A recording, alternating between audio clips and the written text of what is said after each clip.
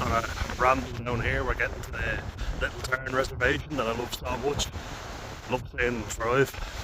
Here we are. Might not look very sunny, but it's warm. You know, it's a good day. And I have no complaints. That's the funny thing, you know, because it's like, I feel like what content will I make next? People like to hear, you know, when you're struggling. But I'm not doing well, doing much better than I was. I'm in a good mood. Doing a lot of exercise, you know, and Jesus, compared to where I was a few weeks ago, feeling great.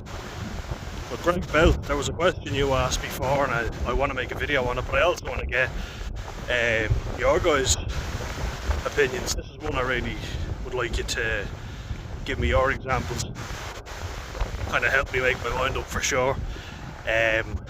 Because I asked what content did you want to see, and Greg, you asked if I'd make like a top 5 list of the greatest Irish people that have ever lived.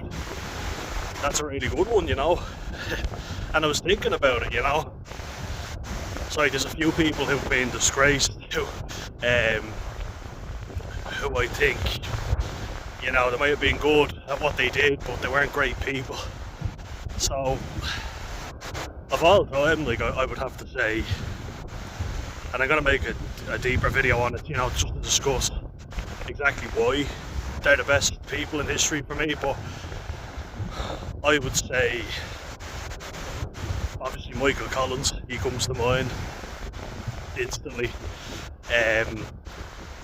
I think of Steve Collins, Michael Carruth, you know, in boxing, you know, especially when Steve Collins beat Chris Eubank, you know, who was getting very cocky and arrogant, and he shut him up, you know. Chris Eubank was also a great boxer, though, in fairness, so that's what made it so special. Michael Carruth, I mean, first Irish boxer to get a gold medal, yeah, which is impressive. Katie Taylor, I mean, she's incredible, you know. I think she's really led the way in just boxing, you know. I think it gets divided too much, but just because she's a woman doesn't mean any less. She's a great champion, you know. So, gotta love Katie. Political figures, you know, I think of Charles Stewart Parnell, who was a Protestant, a wealthy Protestant, but helped Irish people out, you know. Wolfe Tone, De Valera, you know, he did some good. He was a bit of a snake, but we have to admit he was good. But give me yours down below. I'd like to hear from you guys.